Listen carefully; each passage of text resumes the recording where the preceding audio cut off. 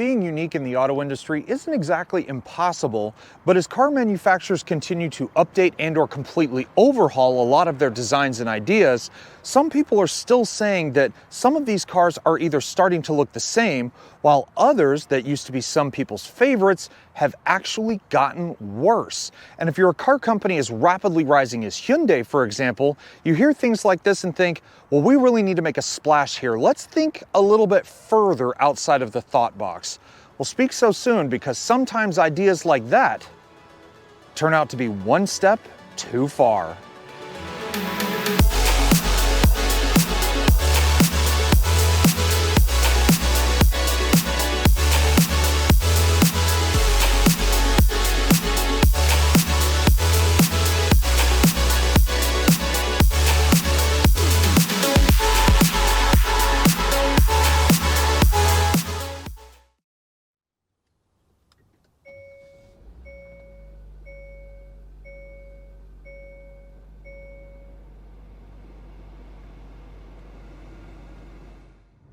That's right, ladies and gentlemen, we are in the all-new 2025 Hyundai Kona. You know, to be fair, as much as I've enjoyed driving this little bean around over the past few days, I will admit, it's not the perfect blend for everybody. And for me, it doesn't feel like it gives me the biggest caffeinated buzz on my morning commute. But there's still plenty to love about even this subcompact member of the company's crossover family. And the real thing that gets me more than any other factor when looking at this car as an entire package is the price tag. I'm in a limited all-wheel drive trim right now, and everything added up, this car sits a whisker over 35 grand, which in today's money is kind of like yesterday's 30 grand. So I still see quite a lot of value for money in what you get, even if everything in this thing, and quite frankly on the outside of this thing, is a bit smaller than you think. And of course, as you can imagine, the engine certainly isn't a Gigantamax of anything either, because I have a 1.6 liter turbocharged and gasoline direct injected 4-cylinder making right around 200 horsepower. I'm not gonna lie, in a car that is as small as it is and as nimble as it is, no less, it still feels quite punchy. It has that takeoff out of the hole that you would expect from, you know, something a little bit larger, which is probably why this exact same powertrain exists in cars like the Kia K5. You know, you want a bigger car to have that extra punch without, you know, sacrificing in terms of having a bigger engine. This is the starting point for something like that. But then again, you know, an 8-speed transmission, all-wheel drive, this thing is quite the nimble little rocket when it comes to being around on the road. Now, obviously it's not a, you know, super crossover of any variety, but it's something to just drive every day, especially when you live in a big city like I do. You know, once you start kind of going downtown and you really hit those narrow streets where everybody's parked too far out from the curb, you know, this makes perfect sense for somebody who lives in a situation like that. Now, would I say it's the most optimal crossover in the world? Not really. I mean, the road noise in here is acceptable, but it's definitely not the quietest one I've ever driven. But at the same time, the steering feel is fantastic. Like I was saying, the visibility is actually great in here. Although I will admit there is a little bit of a blind spot over my shoulder because the B-pillar is kind of thick. But other than that, the seats are comfortable. I mean, I feel pretty well supported. I have loads of space in here for being over 6 foot. I mean, this is a pretty optimal package, especially for something that's not more obvious. And when I say that this little car is nimble, I don't just mean it's okay some of the time. I actually truly mean that it handles a lot better than I thought. I mean, sure, the suspension, even as we go over some railroad tracks, isn't exactly the cushiest thing you will ever feel, or the softest, I guess, to be plain English here. But when it comes to, you know, taking a turn, I'm in normal mode right now, one of only 3 driving modes that you get outside of sport and snow. And honestly, I don't even know that I want to try sport mode, but I guess, you know, there is one reason we could try that. So we'll just put it up into sport, put our foot down a little harder. Let's see what she'll do.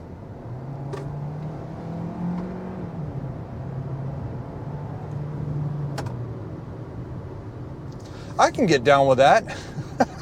I can get down with that for sure. And now the steering is much, much tighter. I mean, it's definitely not, pin sharp, but it definitely has a bit more feedback going on to it. You can feel when you put in your steering input, like I said, the softness is there, but the all-wheel drive has got your back. It's not quite a Subaru WRX in terms of the way it handles, but I can't deny that's pretty solid for a mainstream, mid $30,000 crossover. I gotta say, I'm impressed. No two ways around it. Now, on the face of it, this is where I think the greatest controversy lies with a lot of Hyundai's latest design ideas. Whereas the original Kona was a bit more youthful and a bit more sporty, this current generation, well, to be honest, I feel like I'm staring down the face of Daft Punk's helmet just in an automotive form. You start with the full-length LED daytime running lights that go all the way across the upper part of the nose. And some people that I've talked to actually thought that the daytime running lights are your actual headlights. But nope, in typical modern Hyundai fashion, those have been moved to a lower part of the bumper, but they are still all LED everything. High beams, low beams, your very intricately designed turn signals, not to mention things like auto high beam assist, are all moved, again, lower down and all in one unit.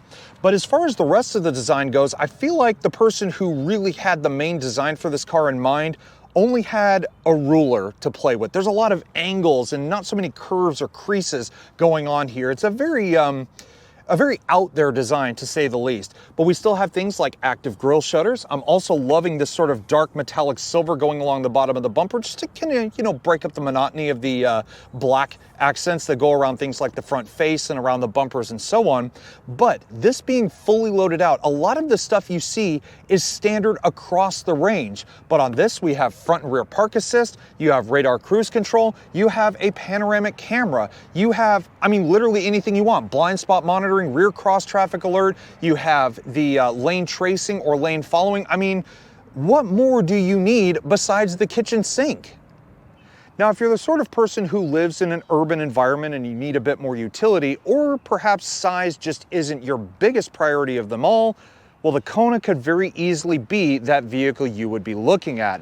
At 171 inches long, this car is almost a full foot shorter than the current generation Hyundai Tucson. And while looking down the side of it might think you're in some kind of high school geometry lesson with lines and creases going everywhere, that isn't the most unique part of this car's side profile. That would be these protractor looking 19-inch bicolor aluminum alloy wheels. Have you ever seen a more geometrically pleasing wheel design on any other vehicle? They are truly out there.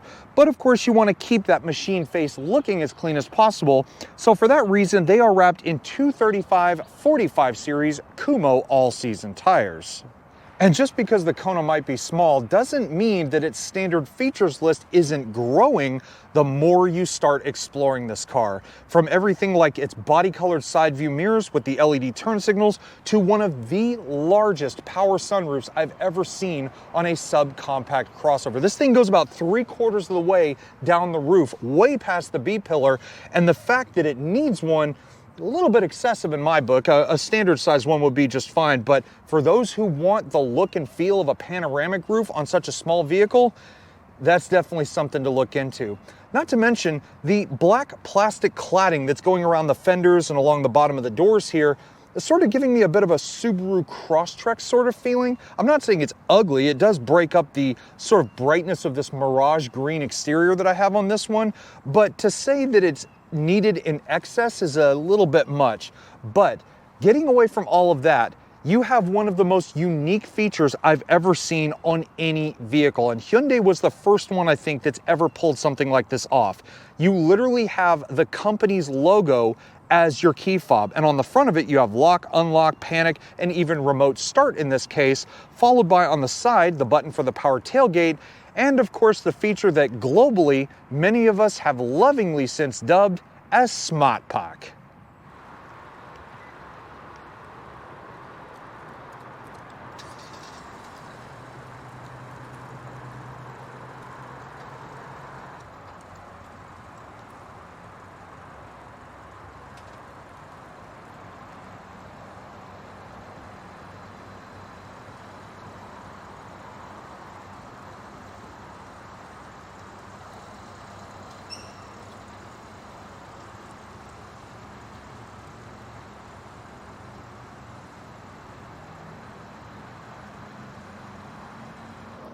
And just when you think this little crossover can't get any more unique than it already is, or weird if perhaps you're looking at it that way, then just look at it from the rear end, because it is literally a repeat performance of what we have up in the front.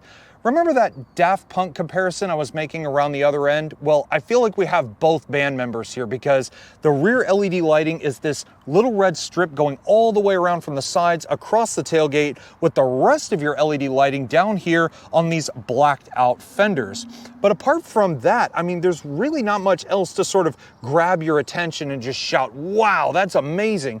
Maybe other than like the silver on the spoiler up here with that uniquely shaped little LED third brake light. Not to mention you have Kona spelt out across the tailgate, and a bit more of the matte silver to kind of break up the black along the lower end.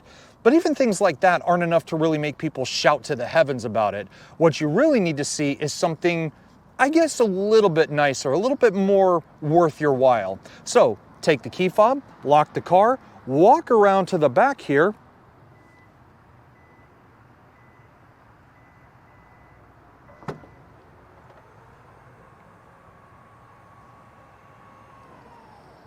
Of course, anybody could tell you what the real benefit is for even something of this size, and that is practicality. Where I'm sitting, minus this little cargo cover sitting above my head, there is 25.5 cubic feet of usable cargo volume. That's enough for, say, a family-sized grocery shopping trip, or maybe just a personal road trip. But if perhaps it's you, your significant other, and you've decided to pack not so lightly, fold down the rear seats in this thing and you're looking at 63.7 cubic feet of cargo volume. That's enough for the both of you, your luggage, and whatever souvenirs you want to bring home. But there is one other thing I must point out. Underneath where I'm sitting, there is a compact spare tire. So even if you do end up, packing a little less lightly than you would want to, and perhaps you suffer the unfortunate event of blowing out a tire, at least you know that under your back floor, there's something that could still save your rear end in the long run.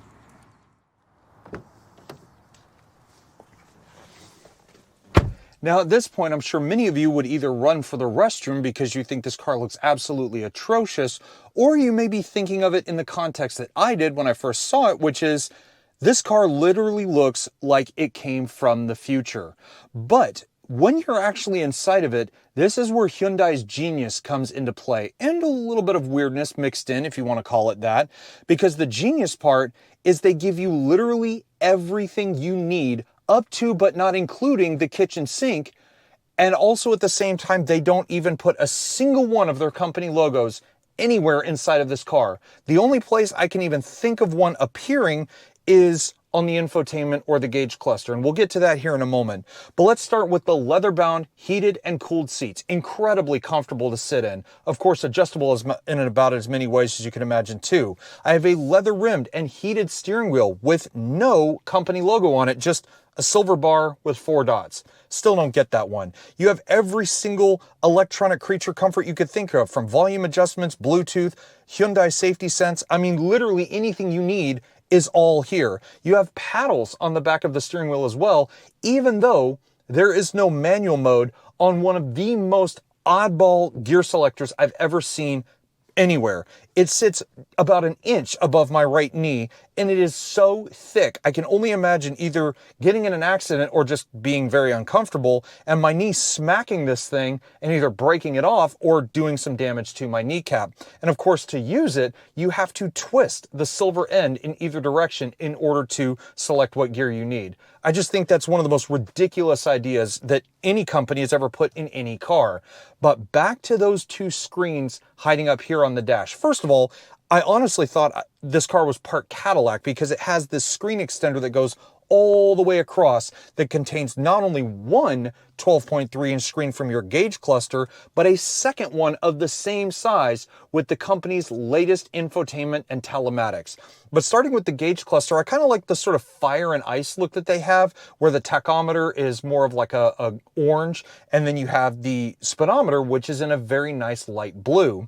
But then you move over to the center for the telematics. You have wireless CarPlay, wireless Android Auto, Hyundai's newest navigation. You literally have anything you could want, including adjustments for that 360 camera that I said is included as standard on this limited model. And what's even better is connected to all of that is a factory Bose audio system. And my word, Bose has never been my favorite brand, but this one truly blew me away.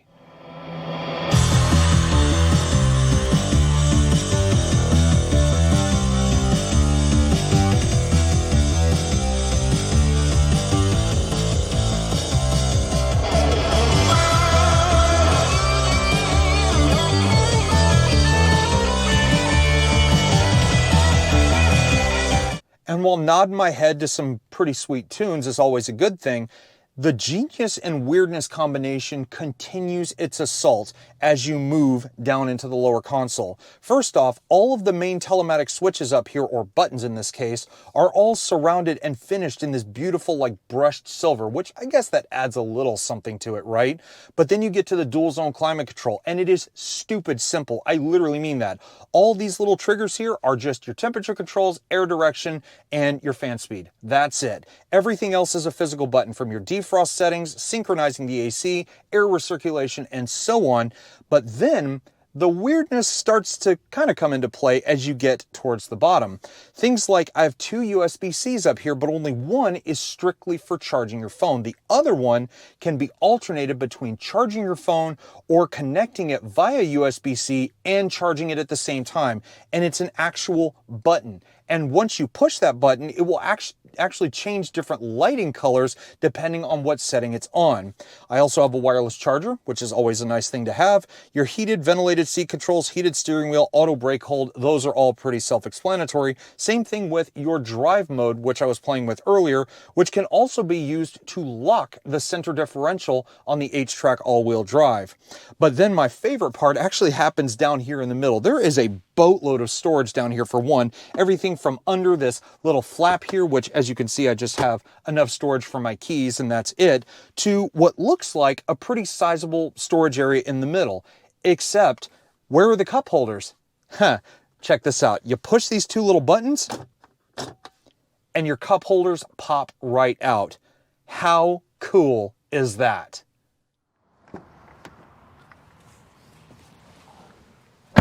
Now, as much fun as it is for me to sit in the front of one of these cars with so much to do up there, for some reason, I'm always dreading getting into the back seat of any subcompact crossover, because I just know, as someone around or over 6 feet tall, it doesn't look like it's always going to be the most comfortable place to be. But I will tell you, in the back of the Kona, this was one of the biggest shockers for me of this entire car. I mean, I have quite a sizable amount of room for my legs, again, at around 6 feet tall, and sitting behind myself with the driver's seat in my most optimal position. I have quite a sizable amount of headroom as well because the rear headliner is indented.